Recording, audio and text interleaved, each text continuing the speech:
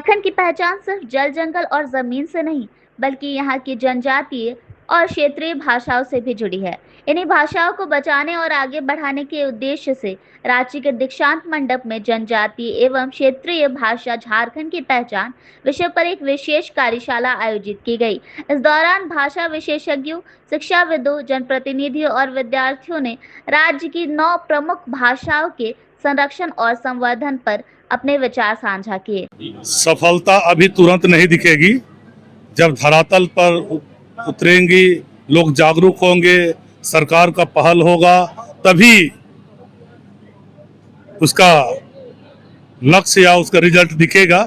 मैं स्पष्ट तौर से आप सबों के माध्यम से आम लोगों को, जनता को बता देना चाहूँगा कि किसी भी समुदाय का और खासकर आदिवासी जनजाति समुदायों का पहचान उनकी संस्कृति है, और संस्कृति कई भागों में है, जिसमें से एक भाषा भी है, और भाषा संस्कृति का रीढ़ है। भाषा के आधार पर ही आप पहचान जाइएगा कि वह किस जाति का है, किस समुदाय का है।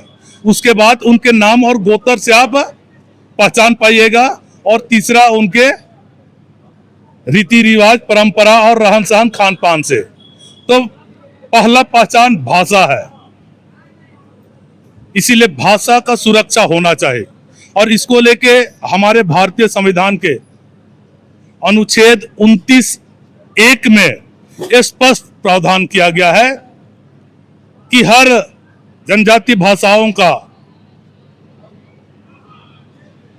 संस्कृति का, लिपि का सुरक्षा होना चाहिए।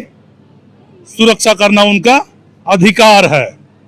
और दूसरा, हमारे संविधान के अनुच्छेद 350 का में स्पष्ट तौर से प्रावधान है कि जनजाति भाषाओं की सुरक्षा तभी हो पाएगी जब उसको प्राथमिक विद्यालयों में जनजाति भाषाओं से बच्चों को पढ़ाया जाएगा। और इन्हीं बातों को लेकर मैंने सदन में गैर सरकारी संकल्प के तहत सवाल रखा था 18 फरवरी 2025 को, और हमारी सरकार ने जवाब दिया है, और वह संकल्पित है कि हर जनजाति भाषा का और हर क्षेत्रीय भाषा का प्राथमिक स्तर के विद्यालयों में पढ़ाई होगी।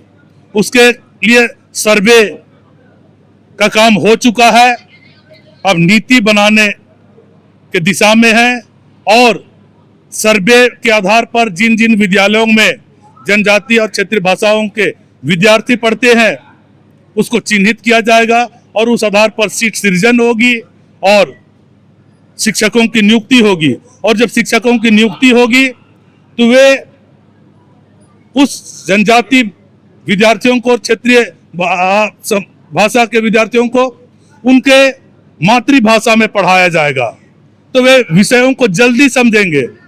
और विषय में जनजाति और क्षेत्रीय संस्कृतियों को और रीति रिवाजों को जब पढ़ाया जाएगा तो वे उसे सीखेंगे भी, जानेंगे भी। इसी रीति से भाषा संस्कृति का सुरक्षा और विकास हो सकता है। और दूसरा कि हर समुदाय को अपने जनजाति भाषा और अपने क्षेत्रीय भाषाओं को घर में बोलना होगा, उस पर जीना होगा। और सरकार संकल्पित है देने के लिए, लेकिन लेने वालों को मांगना होगा, उन्हें जागरूक होना होगा, तभी सफलता होगी और जनजाति और क्षेत्रीय भाषा ऊंचाइयों को छुएंगे। धन्यवाद। जोहार। देखिए, ये जो झारखंड प्रदेश का निर्माण जल, जंगल, जमीन, भाषा, संस्कृति, परंपरा के बुनियाद पर ही निर्माण हुआ। यहाँ पर 9, 5 जनजाति और 4 क्षेत्रीय भाषा है। इन भाषाओं को संरक्षित और संवर्धन करना जरूरी है। आपका यहाँ पर खनिज संपदा से भरा प्रदेश जरूर है, लेकिन यहाँ की जो भाषा है, इसकी संस्कृति और इसका लोगों के साथ जो कनेक्ट भाषा के माध्यम से, एक तरफ समझ लीजिए भाषा हमारा यहाँ एक हमारा प्राण की तरह है। जिस दिन हमारा भाषा खत्म हो जाएगा, हमारा जीवन खत्म हो जाएगा। और आज जो भाषा की स्थिति यहाँ पर है, उसको जितना संवर्धन करना चाहिए, यहाँ के भाषा को करने के लिए अलग से बजट भी करने का प्रावधान करना चाहिए। क्योंकि देखिए, लोगों के पास गरीबी है, पढ़ नहीं सकता है, तो उनको उसका भाषा से पढ़ाने के लिए उसका अलग से बजट बनना चाहिए। पॉलिसी भी बननी चाहिए, नई पॉलिसी, ताकि यहाँ का भाषा को आप संवर्धन कर सके। साथ साथ में आपको यहाँ पर जो कुछ ऐसे करना चाहिए जो